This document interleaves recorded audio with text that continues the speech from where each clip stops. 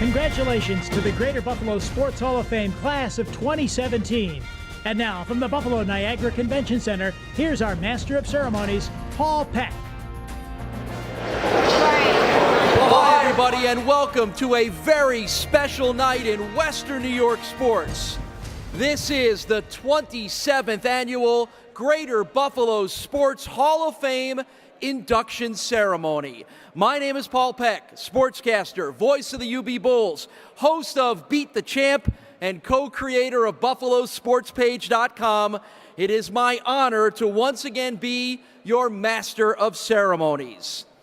For tonight's event, I'm going to ask all of you to follow the lead of Bills head coach Sean McDermott and trust the process. That means we all need to do our jobs. Mine is to tell you about this amazing group of athletes and to get you out of here on time. Yours is to cheer loud, be engaged, and have fun. For our inductees, their job is to soak up all the love they are about to get and to keep those speeches at 5 minutes. This year's class of 12 inductees includes a blocker, a swimmer, a pool hall ace, a hoopster, a designer, a manager, a thrower, a captain, and 4 coaches.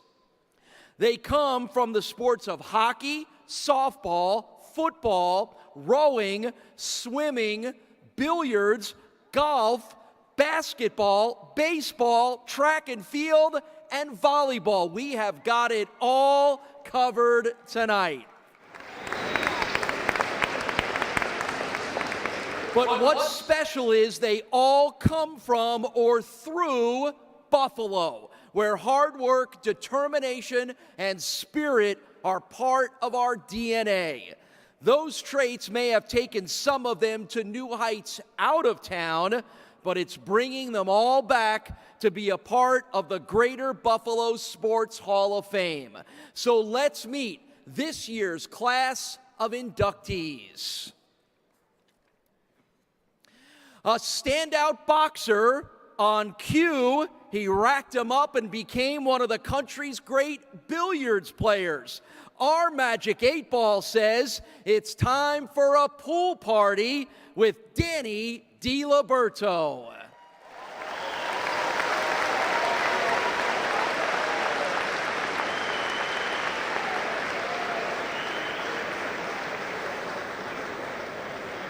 A 3-sport star at Grand Island, the Vicious Circle was the place she set records in the shot put and discus, records that still stand.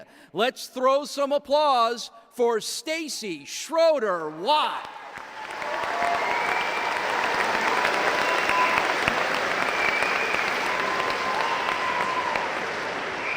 He once spiked all his competition during a 119-match winning streak. As the father of Western New York volleyball, he served notice of our area's net benefits. Meet the legendary Cleveland Hill coach, Charles OBrien.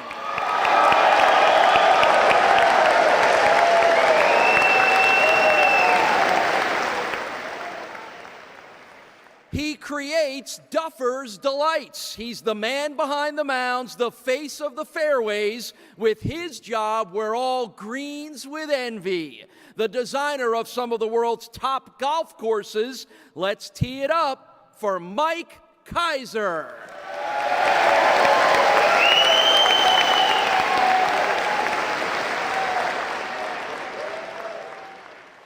He was the heart and soul, scorer and hitter, leader and legend of the great Sabres teams of the late 90s. Even at 180 pounds, he always threw his weight around. We all know him as Captain Crunch, Michael Peck.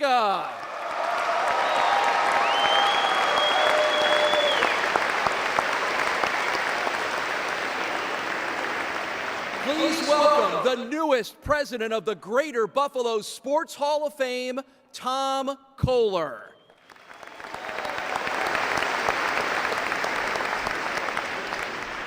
On the basketball courts of Bishop Turner, Buff State, Vanderbilt, and the NBA, he was clutch. In the schools and on the streets of Buffalo, he was Hutch. Slam those hands together for Willie Hutch Jones.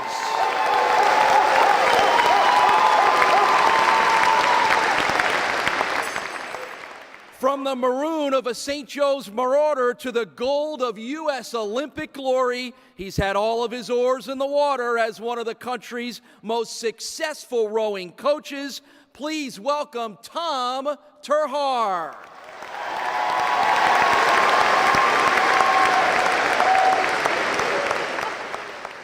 A mashing Marauder, a blocking Bruin, and a leader of the Chargers. It's time for a block party with NFL offensive lineman Vaughn Parker.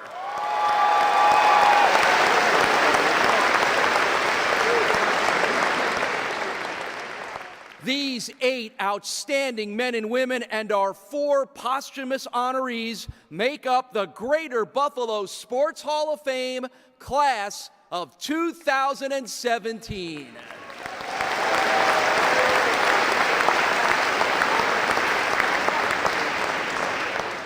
And we begin with our first honoree, swimmer Charles Daniels.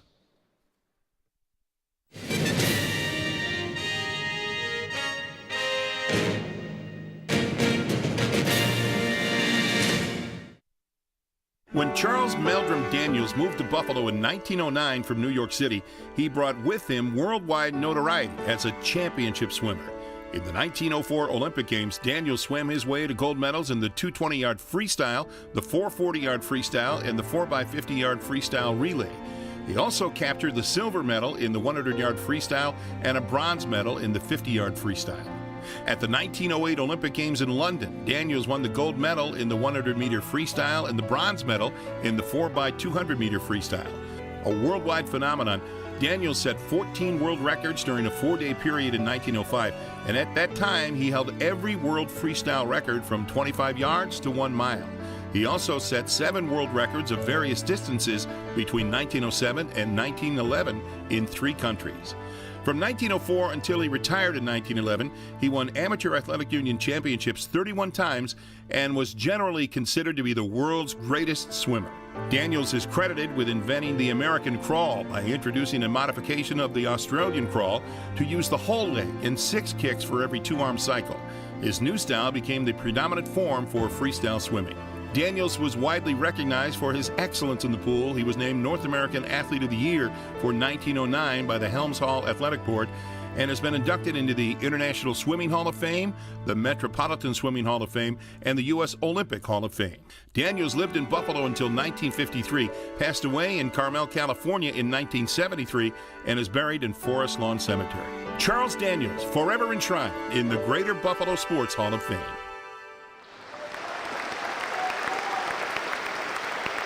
Sponsoring the induction is Forest Lawn Cemetery, represented by Kathleen Slade and Sandy Starks. Accepting on behalf of Charles Daniels and the Daniels family are Charles's granddaughters, Mary Ellen Daniels McCormick and Grace Daniels Murphy. And I want to relay some thoughts from the family. Even though he competed nearly 100 years ago, it is very gratifying that this wonderful organization has recognized our grandfather's accomplishments.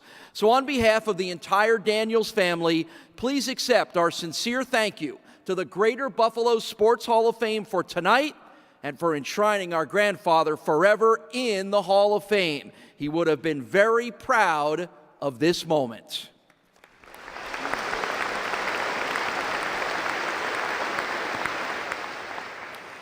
Our next inductee would probably be mad at us for having this ceremony and his induction on the same night as Game 7 of the World Series.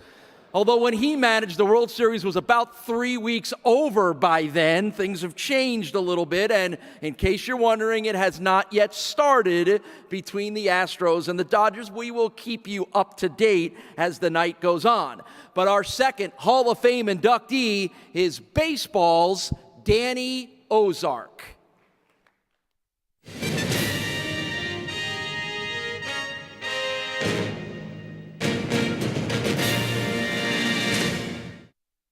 Danny Ozark was born and raised in Cheektowaga. After an outstanding athletic career in high school, he signed a professional baseball contract in 1942 with the Brooklyn Dodgers Class D team in Olean. He was drafted into the Army and served for 3 years in Europe, where he participated in the D-Day invasion, the Battle of the Bulge, and got a Purple Heart for his bravery. Upon returning from military service, he played in the Dodgers minor league system for 15 years. He became a player-manager in 1956 and retired as a player in 1961. Ozark never got a call from a big league club, even though he hit 300 in both AA and AAA and was among the league leaders in home runs every season. Ozark honed his trade under the tutelage of Hall of Fame manager Walter Alston while serving for 8 years as a coach for the Los Angeles Dodgers. In 1973, Ozark was hired to manage the last-place Philadelphia Phillies. Showing steady improvement for 3 years, Ozark's Phillies broke through in 1976 with a club record 101 wins to win the first of 3 consecutive National League East Division championships. In 1976, Ozark was selected as the Major League Manager of the Year by the Sporting News and also earned the Associated Press National League Manager of the Year award. Ozark's career managerial record with the Phillies was a solid 594 wins, 510 losses. After leaving the Phillies in 1979, he became an assistant coach under Tommy Lasorda and helped the Dodgers win the 1981 World Series over the Yankees. He joined Frank Robinson's staff in San Francisco as a coach in 1983, and when Robinson was fired the following season, Ozark briefly served as interim manager before wrapping up his career as a Giants scout. Counting his Giants tenure, Ozark compiled a lifetime record of 618 wins, 542 losses. Ozark was selected to the National Polish-American Sports Hall of Fame in 2010. He died at the age of 85 in Vero Beach, Florida. Danny Ozark, forever enshrined in the Greater Buffalo Sports Hall of Fame.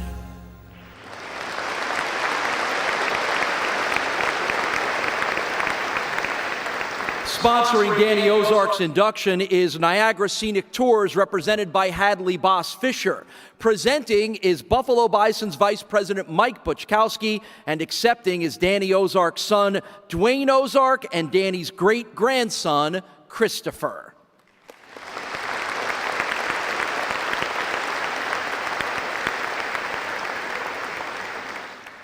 The Ozark family would like to once again thank the Board of Directors of the Greater Buffalo Sports Hall of Fame, as well as the entire Western New York community, for recognizing Danny and his achievements in baseball. This is truly a wonderful recognition.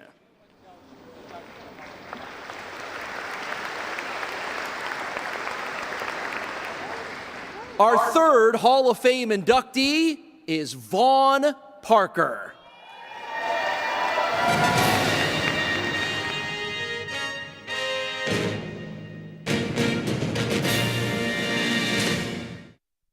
A native of Buffalo, Vaughn Parker became a standout on the football field while playing at St. Joe's Collegiate Institute. For the Marauders, Parker was first-team All-Catholic in both his junior and senior years. In addition, in his senior year, he was named first-team All-Western New York, first-team All-New York State, and was an honorable mention All-American. Following high school, Parker went west to play at UCLA and made an almost immediate impact on the offensive line for the Bruins. He was named to the All-Pac-10 Conference team in his sophomore, junior, and senior years, and was a third-team All-American in his senior year. In the 1994 NFL Draft, Vaughn Parker was selected in the second round, 63rd overall, by the San Diego Chargers.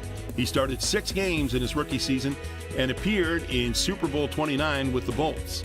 By his second season, Parker had secured a starting offensive tackle spot with the Chargers. He anchored that spot on the line for the remainder of his 10 seasons with San Diego before he suffered a season-ending knee injury in 2003. He played one final game with Washington before retiring in 2004. In his NFL career, Vaughn Parker played in a total of 122 games, starting in 107 of those contests. Parker has been recognized for his excellence on the field of play.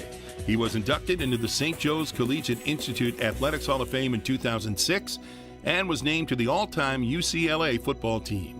Vaughn Parker, forever enshrined in the Greater Buffalo Sports Hall of Fame.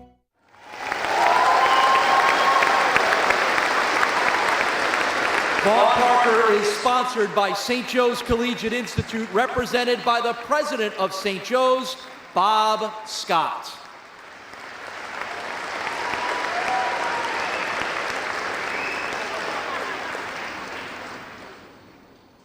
Wow, it feels really good to be in a town where a guy can get a decent chicken wing. You just don't even know. I really want to thank the induction committee and St. Joe's for sponsoring my induction tonight. I want to thank my family and friends who have come to support me, specifically my wife Kimberly, the Ritchie, Parker, Dixon's family. They're here tonight. When you go to St. Joe's, you're not asked to participate in sports specifically. You're asked to be a part of the community. And what that means is you don't want to be a part of the 2:30 club, meaning 2:30, school is over, you head home. For some people, that was chorus. For some people, it was drama club. For some people, it was the band. And for a lot of us, it was sports. And that's really how I view this award, this honor, is it's a community award. I've been so fortunate to have coaches starting at St. Joe's with Bob O'Connor, Dan Troy, who maybe saw something in me that I didn't necessarily see in myself. Mr. Scott, always making sure that we cared about being good citizens and good students before we cared about being good athletes. And I've been fortunate to my time at UCLA. I had great coaches who cared about me. And again, I never anticipated going to the NFL. I was the guy who showed up at UCLA and was blown away by the city of Los Angeles, never thought about the NFL. And someone sat me down one day and said, hey, we think maybe you can get to the next level. Got to the NFL, and I had another great coach. I give him a hard time because he was a USC Trojan, but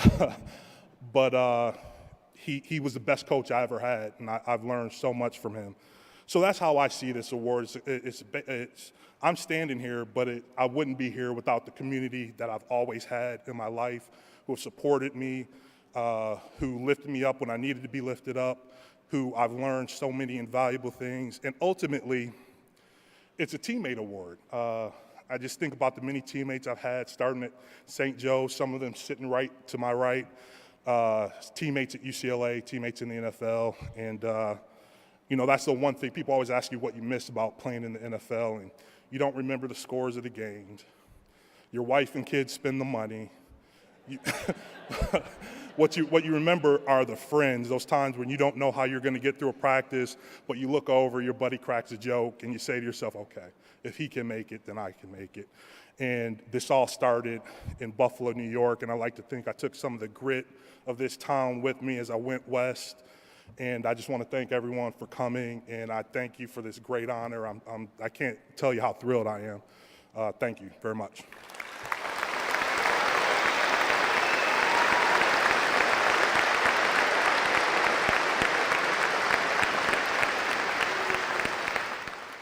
Offensive linemen as a whole tend to be men of very few words, and Vaughn had the right words and got us off to a good start on our always focused on the clock speeches. Trust me, this will not be a Pro Football Hall of Fame type evening. That's what they told me to do. So we're off to a great start. And as you heard, it's just wonderful hearing our inductees talk about what this city and the people of the city have meant to them in their careers. And we've got much more of that to come because our fourth inductee in the class of 2017 is Danny Diliberto.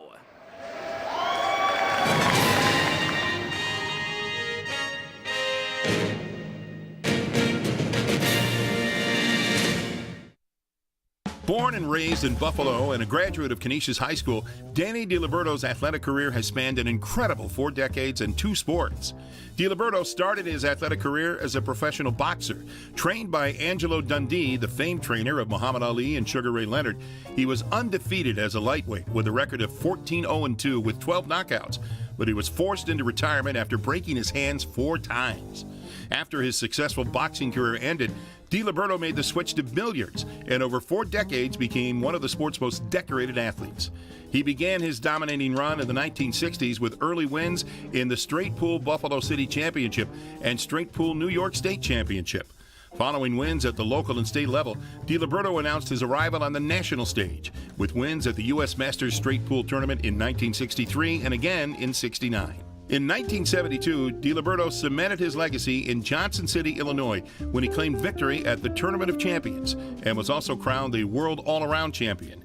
His continued success drew the attention of Sports Illustrated, which made him a subject of a lengthy profile in their magazine in 1977. In the 1980s, Diliberto's relentless pursuit of excellence led him to claim 5 separate championships in various billiard disciplines: 8-ball, pocket billiards, 9-ball, and straight pool in the United States alone. All told, during his incredible career, Diliberto won world titles in all 4 of pool's major disciplines. Ever the overachiever, Danny managed to become an accomplished bowler in his spare time with a 300 game to his credit. Diliberto is a member of the Billiards College of America Hall of Fame, the One Pocket Hall of Fame, the Straight Pool Hall of Fame, and the Ring 44 Buffalo Boxing Hall of Fame. Danny Diliberto, forever enshrined in the Greater Buffalo Sports Hall of Fame.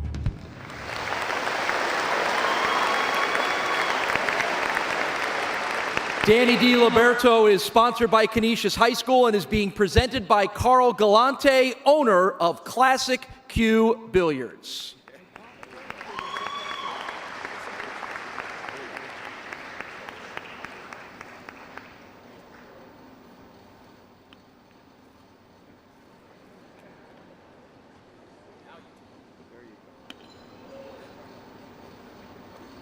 I was born and raised on Buffalo's west side. I was a member of the old Butler Mitchell Boys Club on Virginia and 10th. I went to Canisius High School, where I took 4 years of Latin and all kinds of math, and I didn't understand how important it was. But as time went by, I realized learning was exercise for the brain, just like weightlifting is exercise for the body. I'd like to mention 3 boxing friends of mine who are no longer with us: Stan Fitzgerald, Antone LaBarbera, and Jackie Donnelly. And I'm very happy. You know, I've won a lot of awards. This one is special to me because it's my hometown, Buffalo, and I love it. Thank you.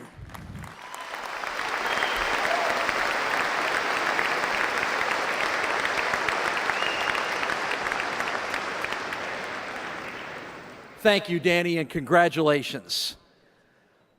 Our next inductee into the Greater Buffalo Sports Hall of Fame is Tom Terhaar.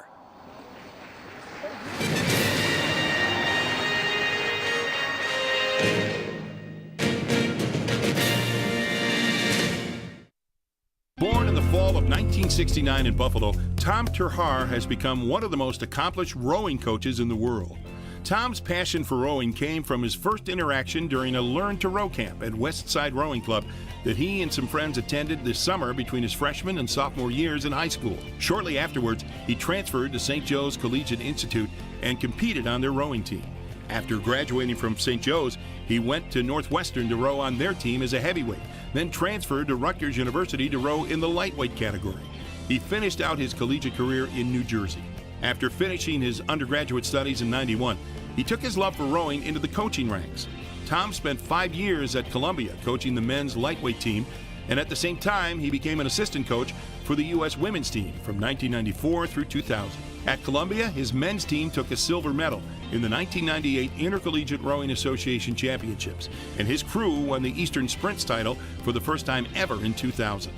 After leading the women's quadruple sculls to a 5th place finish in the 2000 Sydney Olympics, Tom earned the honor of becoming the head coach of the U.S. women's rowing team.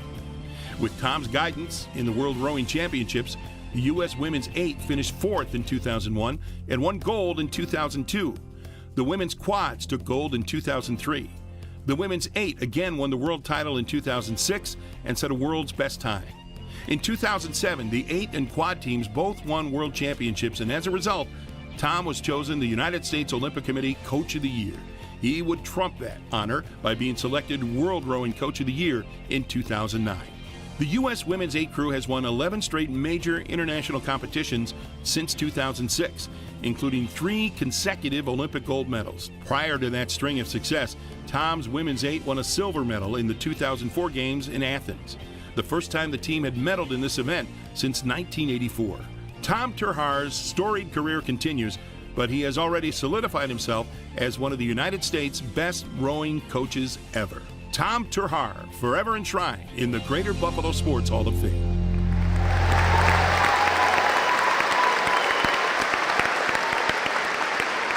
It's a big night for St. Joe's. Sponsoring Tom Terhaar is St. Joe's Collegiate Institute, represented by the president of St. Joe's, Robert Scott.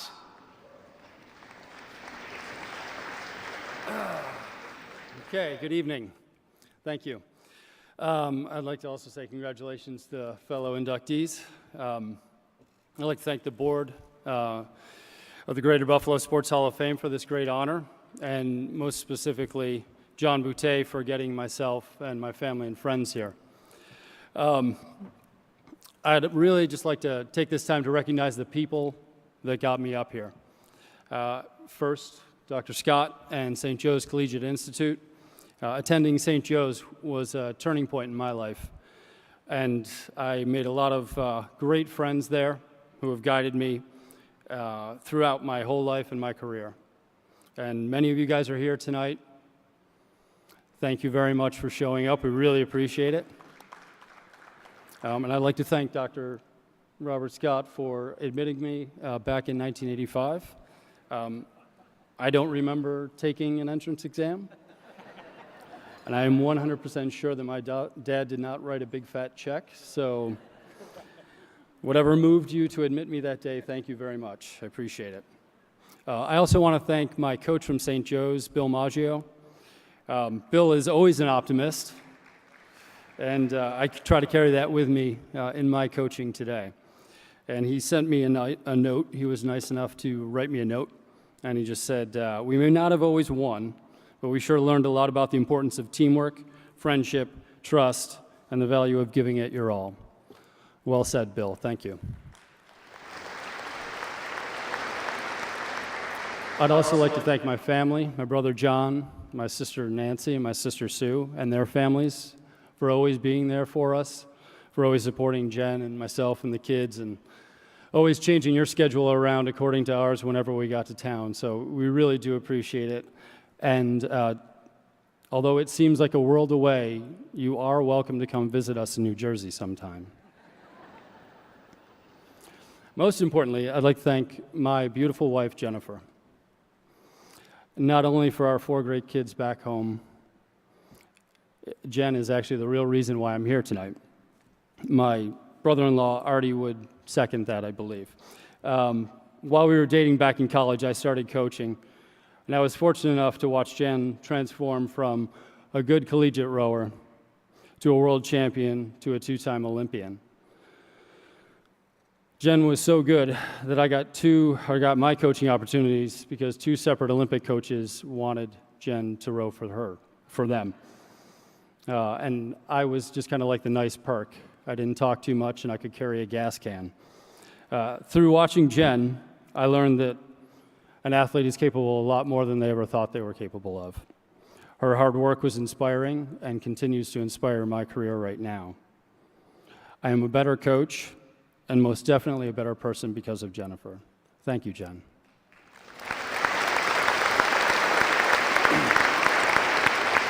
So, thank you for this tremendous honor, and have a good evening.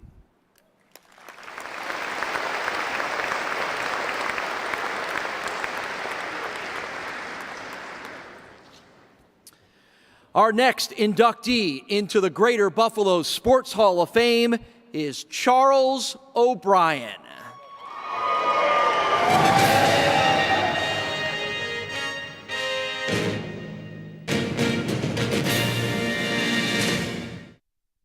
A pioneer coach who is best known as the father of Western New York volleyball, Charlie O'Brien is synonymous with the sport in the Buffalo area.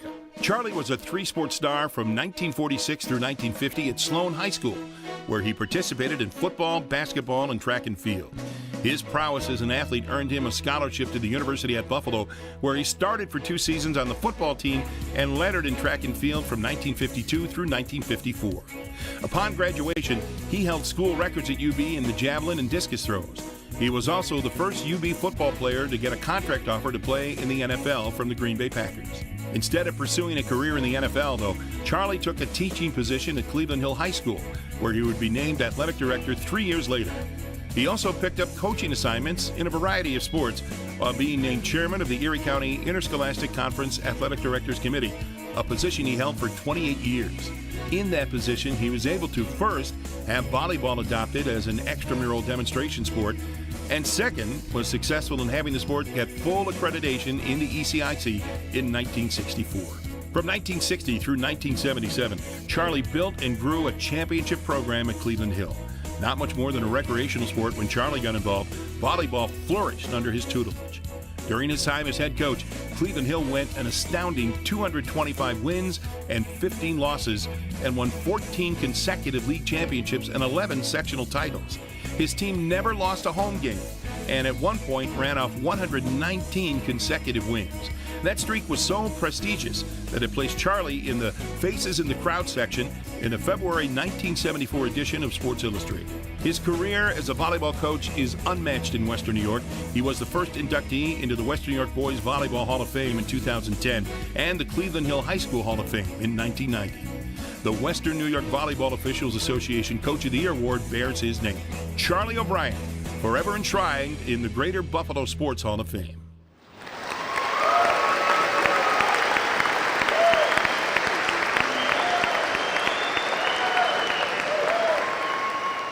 Sponsoring Charlie O'Brien is PCI, represented by Vice President Mark Gallen. Charlie? There's things I didn't know about myself. Volleyball was a passion. It wasn't a sport. I had coached 6 different sports at Cleveland Hill. Excuse me, I have laryngitis, so normally I don't sound this scratchy. Volleyball was my favorite, and the night at I'm being a little emotional here. I met all the boys that play, not all the boys, a lot of them, a good sampling, and I just couldn't get over how much older they looked. And but it's kind of, for a person like myself, it's kind of life-fulfilling. They're as gracious as can be. They treat me like maybe I just hope I deserve as much attention as they pay me. My family is here in force. I know one table's over there, and some others around the room. But at any rate, volleyball is gaining in stature. It's a big deal now, where in the beginning it wasn't. It was not getting the credit that it deserved. So rather than put you through my gravelly voice, I'm going to say thank you to all you.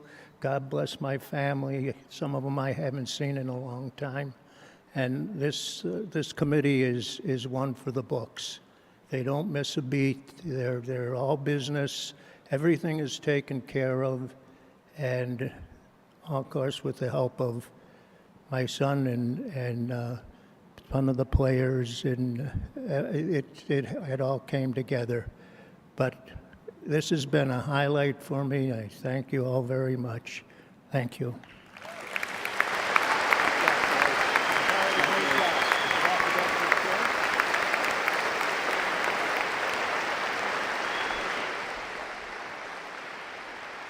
Congratulations to Charlie, and a great group of folks here to cheer him on as well tonight, too. Our 7th inductee into the Greater Buffalo Sports Hall of Fame is Buff State coach Sandy Hollander.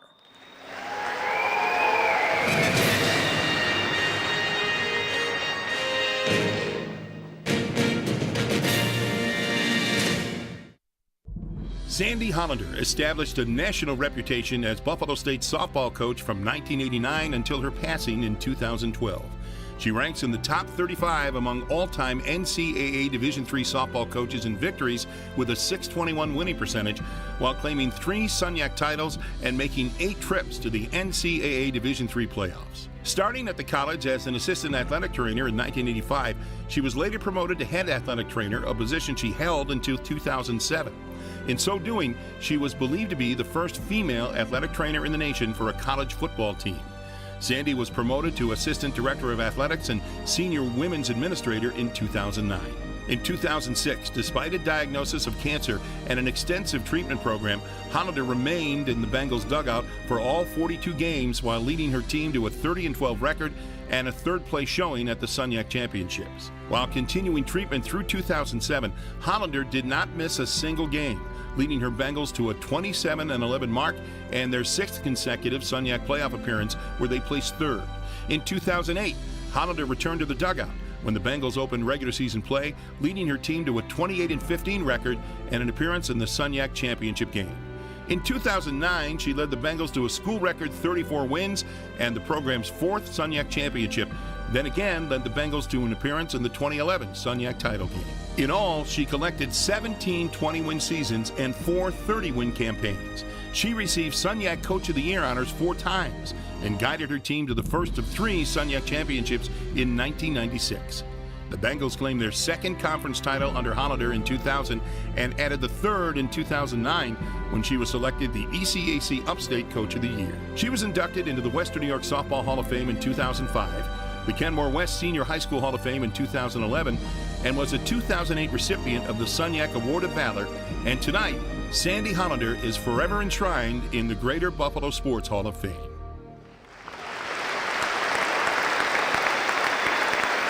Sponsoring Sandy's induction is Buffalo State Athletics, represented by Director of Athletics Jerry Boyce. Accepting for the Hollander family is Sandy's sister, Jody.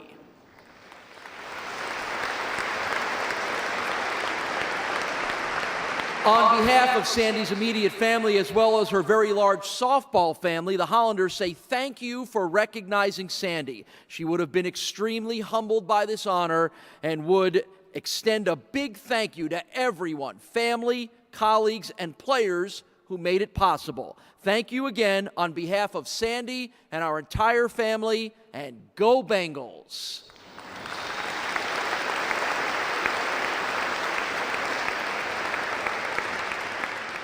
The 8th inductee into the 2017 class for the Greater Buffalo Sports Hall of Fame is Willie Hutch Jones.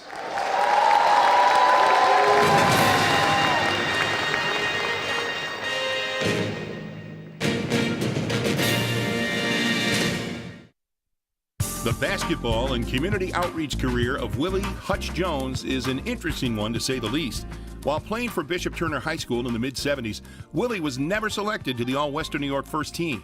Upon graduation, he continued his then modest hoops career at Buffalo State, where he averaged 7.1 points and 7 rebounds as a freshman. He then transferred to Vanderbilt, where his basketball legend began to grow. At Vanderbilt, Jones became a star. In an 82-game career, he averaged double figures, producing 11.5 points per game while collecting 6 rebounds per game. As a senior, Willie earned the team's respect and was selected captain. He responded by making 59% of his field goal attempts and leading the Commodores in scoring at 16 points per game. Willie served notice to the NBA that final season when he scored 37 points against Alabama, the 10th highest scoring game in Vanderbilt history, and 32 against Florida. He currently ranks 2nd in Commodore history in shooting percentage. After getting his degree in health and physical education, Jones was selected in the 3rd round of the 1982 NBA draft by the Los Angeles Lakers. He would never play for the Lakers, but would see short stints in 1982 and 83 with the San Diego Clippers. Jones enjoyed a successful professional career in the CBA and in Europe before retiring from competitive basketball in 1989. However, his life's work was just beginning. Employed by the Buffalo Board of Education, Jones started the Willie Hutch Jones Educational and Sports Program in his hometown, with a mission to provide underserved children at no charge equal opportunities to engage in the highest quality programs and to offer character-building activities through academics, sports, and the arts. The initiative has served more than 10,000 children in 33 years. Begun as a sports program, it features free after-school and summer programs for children from the ages of 5 through 16 and has grown to include a significant number of educational options. For his efforts, Willie received the Father Baker Award in 2006, and he's been awarded the Keys to the City by Buffalo Mayor Byron Brown. In addition, he's been awarded the Black Achievers in Industry Award, Westside Rowing Club Community Services Award, Buffalo Masters Outstanding Contributor Award, the National Federation for Just Communities of Western New York Award, and he's been inducted into the Buffalo Inner-City Athletic Educational Association Hall of Fame. Willie Hutch Jones, forever enshrined in the Greater Buffalo Sports Hall of Fame. Sponsoring Willie Hutch Jones is Leroy Johnson, attorney at law, represented by Leroy Johnson and Laura Zeffel with Uniland Development.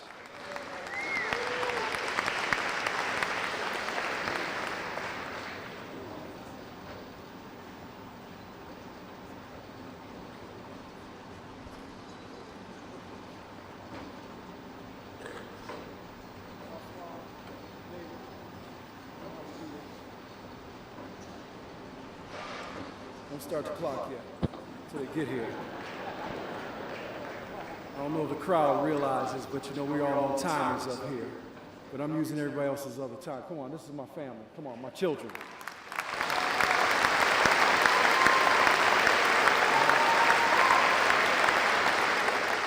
When you talk about momentous moments in life, this comes down to being one of them, and the three individuals that you see around me are also very important moments in my life because they're my children, okay? And I understand that, and I think you all understand that. Now, when I go into the order of thanking people, I first of all, because I'm so humble of a person, I try not to take any credit, but other times people just throw you out there like tonight. But first of all, I have to give thanks to the Supreme Being. And I don't care what you out there may call them, but it's the Supreme Being that controls all of this groove, all right? So first thanks goes to them, all right, always. If they cut the clock on me, at least you know that much, all right? Also, I like to thank my mom and my dad because they were the two important individuals that really formulated my life, along with my big sister, Sheila, over there at the table. I'm so glad she made it in from D.C.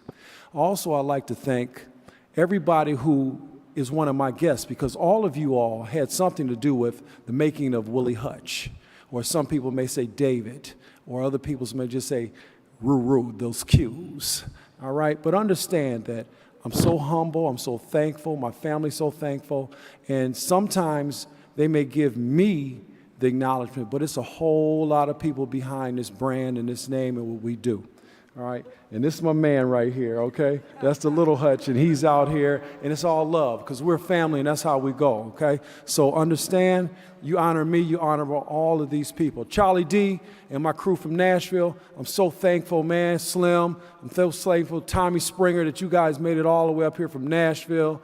I appreciate it, man, because Charlie, you know you were big in my life too because, you know, we used to do what we used to do down there and you formulated this thing. You got this thing, and I appreciate you all coming up here, man. It's, you know how I feel about this thing, and you know how we're going to do after this thing. To everybody else, hey, I'm different. I'm just so different. I'm just me. What's up, D? No, I got the mic tonight. You just sit back and enjoy the show, all right?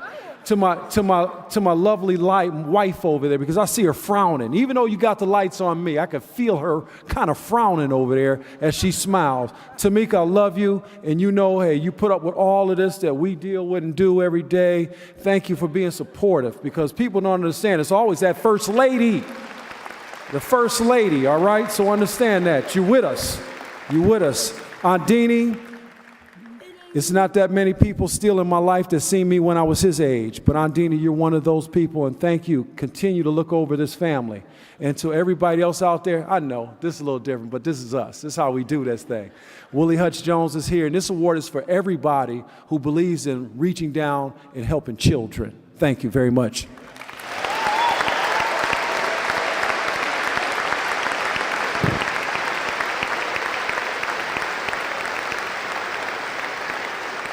And you brought it in with your best buzzer beater ever there, Willie. Under time, on the clock. Good job. Willie Hutch Jones, we got a new star in the making over here, too. So can't wait to get him back here someday, right?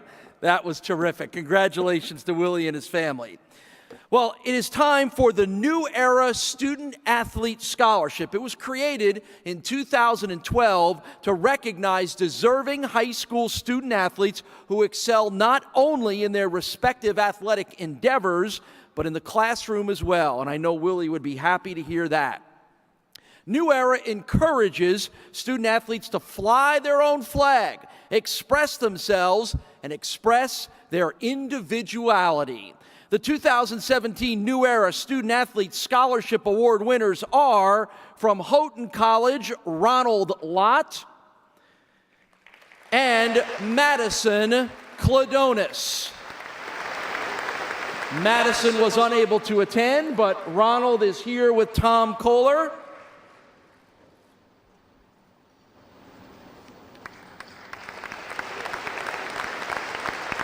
This Ronald Lott, we did not require to cut off any of his fingers in order to accept the award. Nothing. This is a room full of sports fans and nobody got that joke. Ask me afterwards, I'll tell you the story. It's a famous football story. Congratulations to Ronald and Madison on their award. It is time for our 9th inductee into the Greater Buffalo Sports Hall of Fame. It's hockey's E.J. McGuire.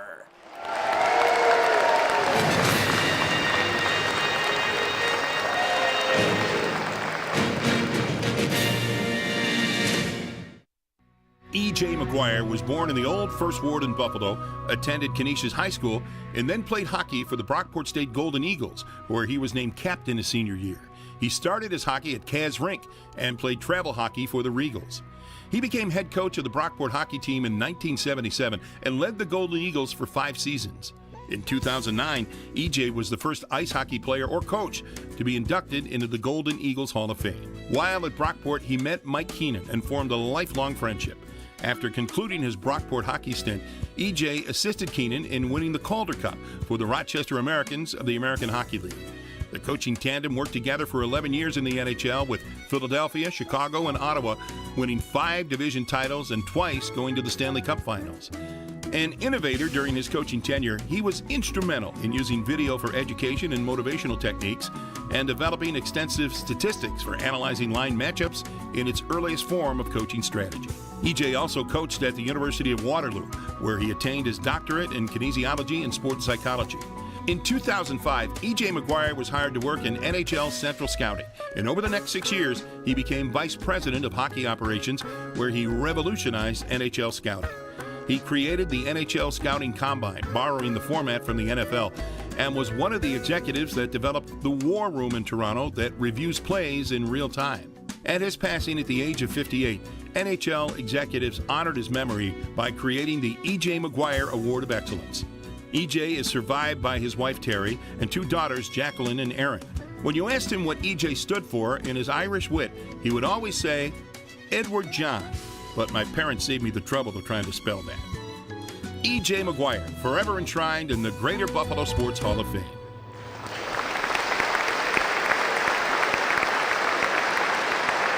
Sponsoring E.J. McGuire is the National Hockey League, represented by Executive Vice President and Director of Hockey Operations, Colin Campbell. Accepting is E.J. McGuire's wife, Terry.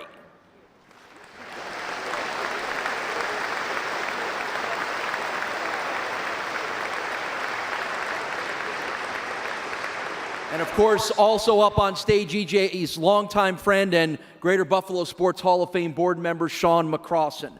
Once again, I want to relay some thoughts from the family. There aren't enough hours in the day to say thank you to the many people who contributed to the amazing life of E.J. McGuire. But let's start with some of the people who are here tonight. Thank you to the National Hockey League for sponsoring E.J., people who E.J. cared deeply about.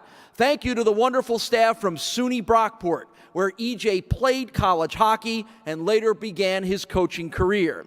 Thanks to EJ's great friend Brian Cavanaugh and DeUville. And now for the First Ward folks. Thank you to Jack Chilcott and EJ's friends here at table number 52. Let's hear it, table number 52. Thanks to EJ's cousin, teammate, and close friend, Jack Hofstetter. Special thanks to the incredible Peg Overdorf from the Valley Community Association and the folks at her table number 53. A huge shout out to Tony Jurevics and the tremendous people who knew and loved EJ here at table 47. And thank you to EJ's brother-in-law, Rip Simonik, and his crew. And finally, thanks to anyone from Kaz Rink, the Regals, Canisius High School, and those who knew and loved EJ McGuire.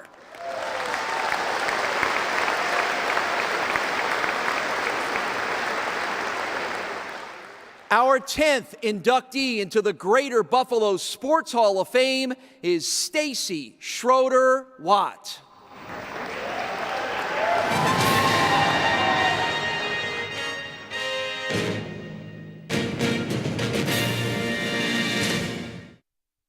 One of the most successful Western New York prep athletes of the 90s, Stacey Schroeder Watt exemplified the skills and character of an all-around performer.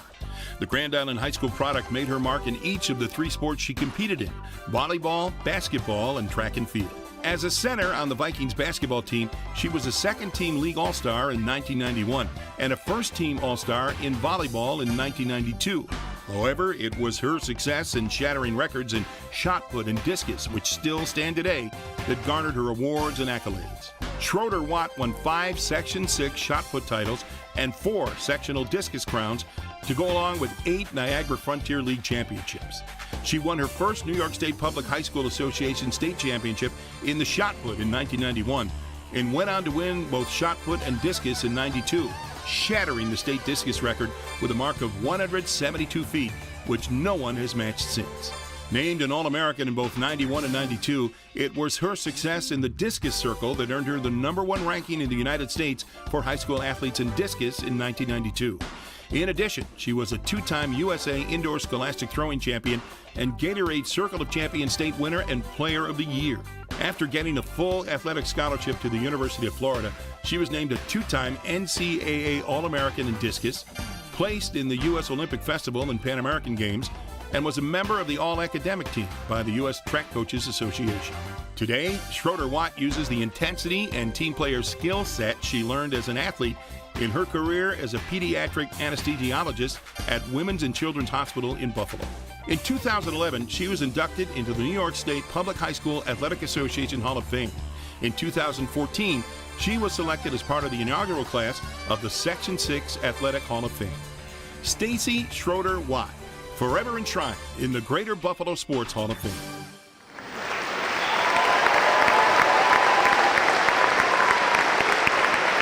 Sponsoring Stacey Schroeder Watt is Great Lakes Anesthesiology. She is presented for induction by throwing coach Jim Garnham Sr. and Dr. Michael Adragna.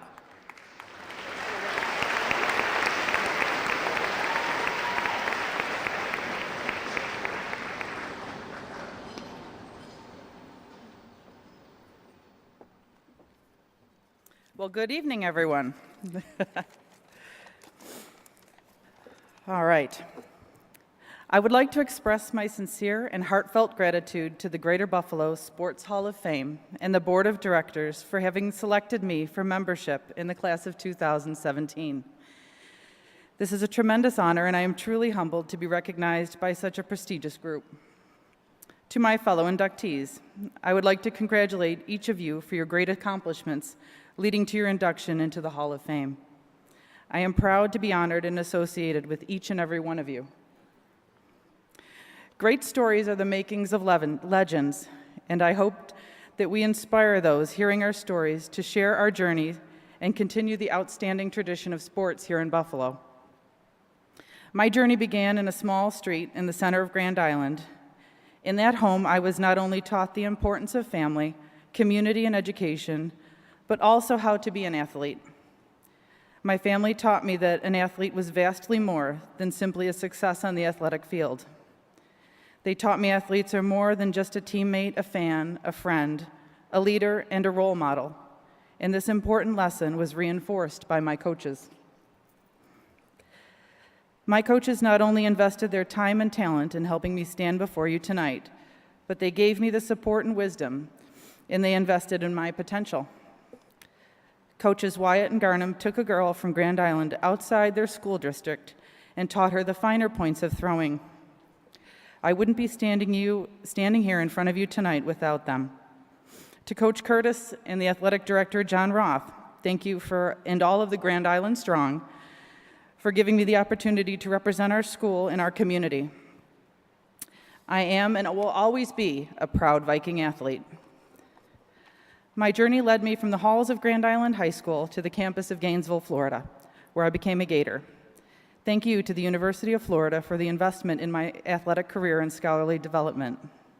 I cannot say enough about the support that you gave me in pursuing both a career on and off the athletic field. To Kaleida Health, the University of Buffalo, and Great Lakes Anesthesiology. Many of you here tonight do not know me as an athlete. You have heard rumors of my past athletic accomplishments, but it is as an anesthesiologist, an educator, or an administrator that you recognize my name. I have and will always be an athlete, and it is a vital component of who I am. And it is actually one of the best parts of me. Thank you for the opportunity to join your team and to serve my community. Finally, to my family, a special thank you to my husband, George. Thank you for all the love and support that you have given me throughout our marriage. You truly are my better half. To my mom and dad, thank you for all your guidance and love that you've brought into my life. And to my sister, Lynn, thank you for your constant source of competition and for being my best friend and most valued teammate of all. And I'm going to need your help for this last part. I have 1 minute, 44 seconds. I'm watching. So everybody open your books, find my page, and you're going to help me and start when you see the word learn. And I want you all to help me through this, but also to send a very strong message to those youngsters in the audience. Most importantly, to my daughters, Alexandra and Audrey, you are both my greatest accomplishments and my greatest joy. Ready? Learn from those who are surrounding you tonight.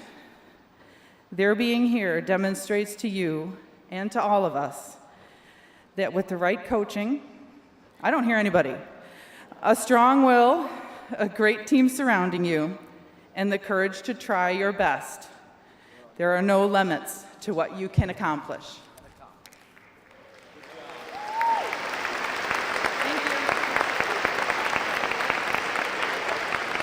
Congratulations, Stacey. Just want to remind everybody that when we're done, we'll have our after party on the other end of the convention center here, and we will have Game 7 of the World Series on back there for you to watch. I can tell you that if you haven't checked your phone already, the Astros are already winning. So we'll have that on for you guys to enjoy in just a moment as soon as we're done. Time to introduce to you the 11th inductee into the Greater Buffalo Sports Hall of Fame. His name is Mike Kaiser.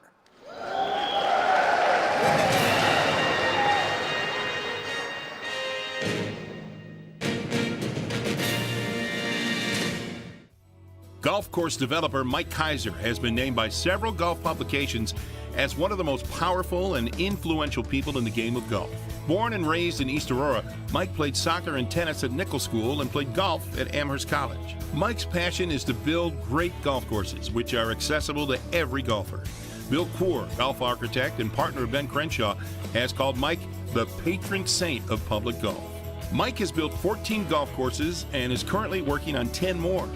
Golf Magazine and Golf Digest list 6 of Mike's courses in the top 100 courses in the world: Bandon Dunes, Pacific Dunes, Barnbougle Dunes, Barnbougle Lost Farm, both in Bridgeport, Tasmania, and Cabot Links and Cabot Cliffs, both in Inverness, Nova Scotia, and both rated in the top 5 public courses in Canada. Of the 25 best courses in the United States, only Pebble Beach and Pacific Dunes are public courses. Mike's philanthropy includes establishing the Judgy Lytle Scholarship for scholar athletes at Nichols School in memory of a close friend and teammate who died in a car accident. Since 1983, when the scholarship was established, 58 Lytle scholars have graduated from Nichols School. Mike has been a significant benefactor of the Evans Scholars Foundation, which supports high school-age caddies learning about golf and life during the summer months. Mike's been inducted into the Western Golf Association Caddy Hall of Fame for his contribution in promoting caddies and their role in the game of golf. Mike was the first inductee into the Legacy of the Links Top 100 Hall of Fame, which was established in 2013 to honor those visionaries whose courage and imagination have brought great golf courses into existence.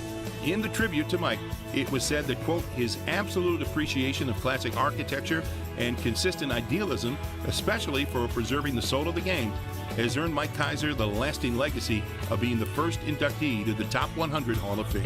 Mike Kaiser, forever enshrined in the Greater Buffalo Sports Hall of Fame.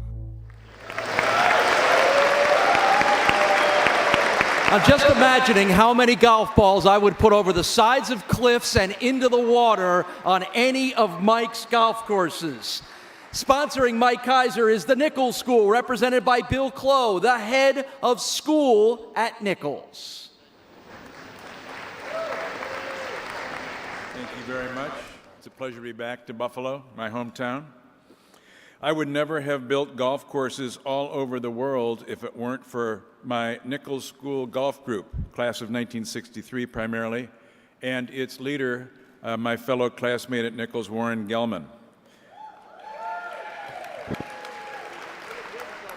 I always thought I went to Nichols to get a great education, then go on to college.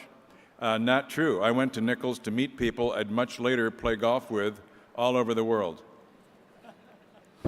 Every year, beginning in 1975, when we all turned 30, Warren would put together a group of 8 to 24 avid golfers and head out into the world of public golf.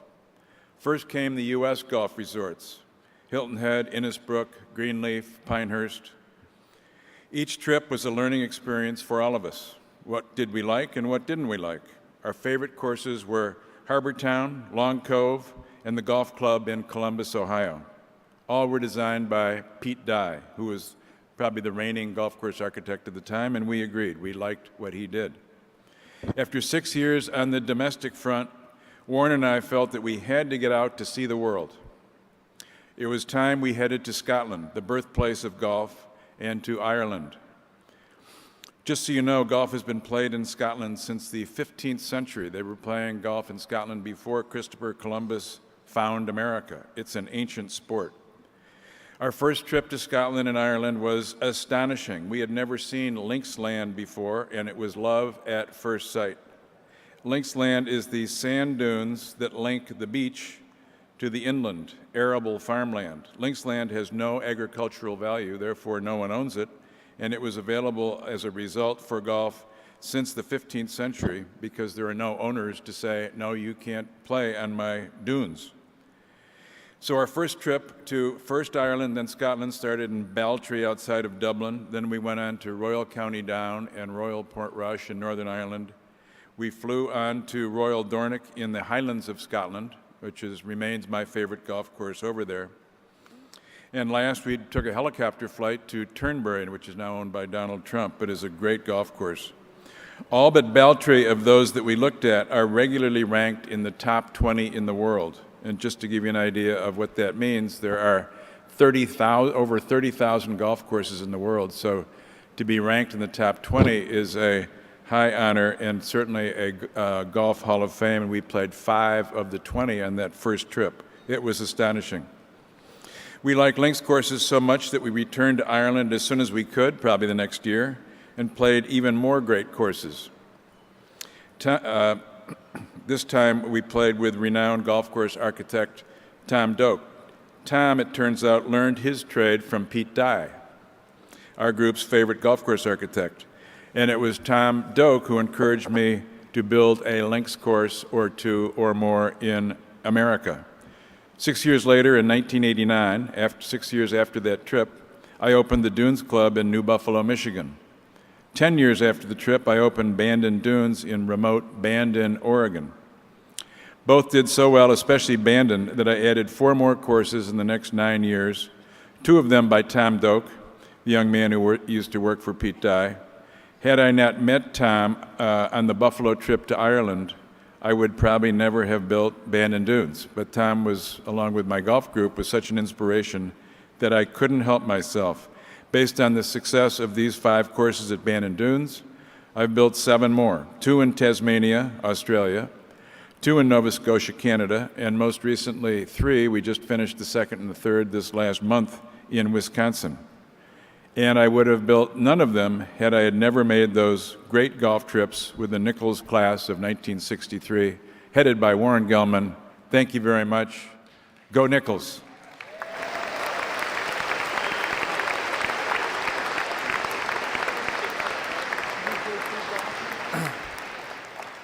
Thank you to Mike. Congratulations. As I introduce to you our next inductee, for a guy whose last name is Peck, I'm thinking that this is about the closest I'm ever going to get to being in the Greater Buffalo Sports Hall of Fame by introducing to you Michael Pecka.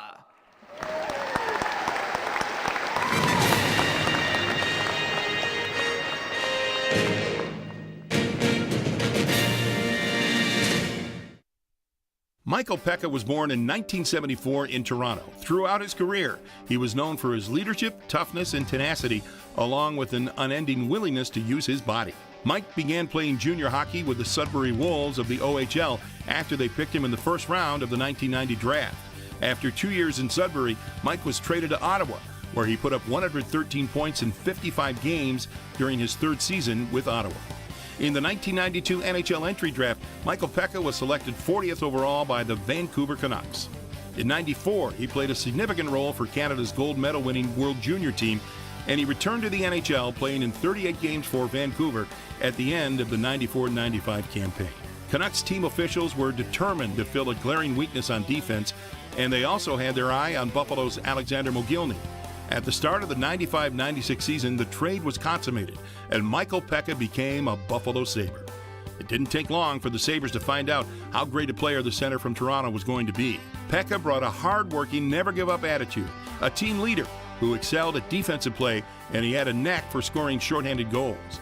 It's a testament to his outstanding overall play as a defensive forward in that Pecka won the Frank Selke Trophy in 1997 when he had 20 goals and 29 assists. He would go on to win that award again in 2002, playing for the New York Islanders. In 1998, Pecka was selected captain, acquiring the nickname Captain Crunch for delivering bone-crunching hits on the open ice. He served in that role during Buffalo's run to the Stanley Cup Finals in 1999. Pecka retired in 2009 as a member of the Columbus Blue Jackets. He also played for the Oilers and the Leafs. During his 5 years in Buffalo, he scored 96 goals and 121 assists. The Sabres made the playoffs his final 4 years, and he scored 8 times during those appearances. Today, he lives in Buffalo with his wife, Kristen, and their 2 children. He continues to be a part of the Buffalo hockey community as former GM, coach, and director of hockey operations for the Buffalo Junior Sabres. Michael Pecka, forever enshrined in the Greater Buffalo Sports Hall of Fame.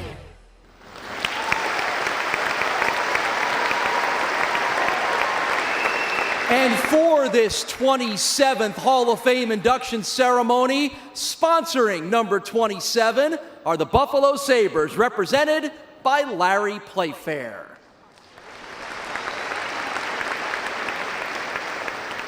A couple quick things on that video. It's a good thing my wife never saw those pictures after we met. And I can only imagine what's going through Coley Campbell's head when he sees some of those hits. I don't think they're allowed anymore today. Thank you to the board, selection committee. Like Willie said, I mean, it's incredibly humbling to stand up here and to go into the Greater Buffalo Sports Hall of Fame. And for me,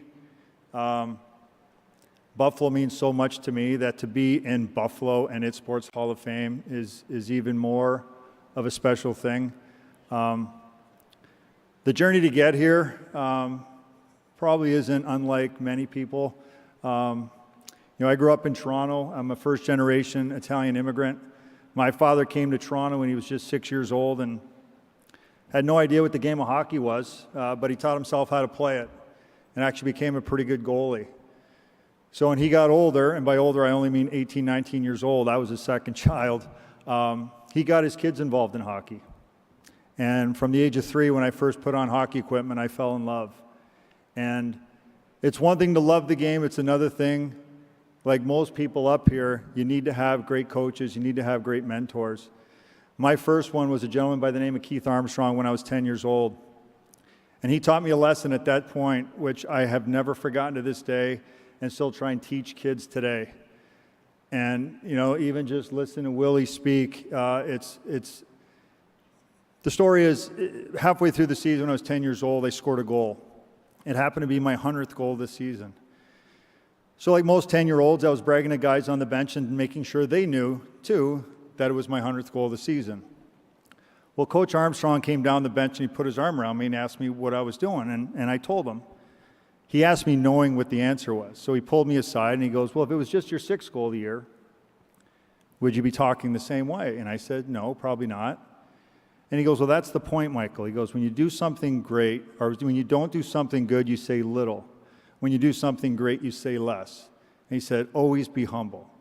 And it was a great lesson. And at 10 years old, to this day, I feel it's defined me as a person. You know, I've never played the game to seek attention or to get recognition of any kind. I played the game because I genuinely loved it. Yeah, you go through a contract situation, and sometimes the game gets ugly, but I truly just love the game. So for me, when the game was over in 2009, I had opportunities to get involved in coaching at the National Hockey League level, but instead I poured myself into the youth hockey programs here in Buffalo. Because as a guy who's rewarded so much from the game of hockey, I couldn't think of anything better to do than to give back to the game of hockey. And I've met so many great people, which is probably the best thing the game has ever given me, is the relationships I've built. From the age of 10 to a large number of friends that are in attendance tonight, to my beautiful wife, Kristen, that when we met in 1996, her family quickly became my family. My son, Trevor, my daughter, Emily. Buffalo's our home, and I couldn't be more proud to be standing up here tonight, being put into a Hall of Fame with all these great men and women and all the past inductees, which I know many of them and have tremendous respect for. So thank you again.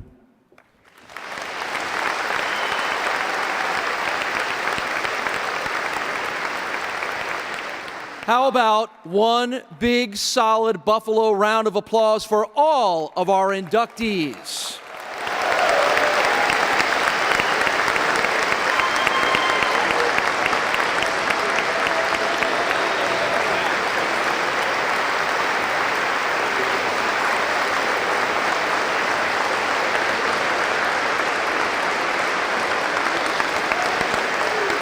Congratulations to them, and thank you for being a part of our wonderful evening and being here to honor them.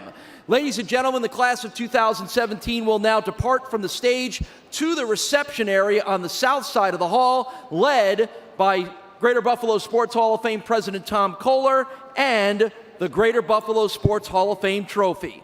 Once they have left the room, please join them on the other side of the hall for the reception. Thank you for being here. Thank you for watching. Can't wait to see you again next year for the 28th induction ceremony. Good night, everyone.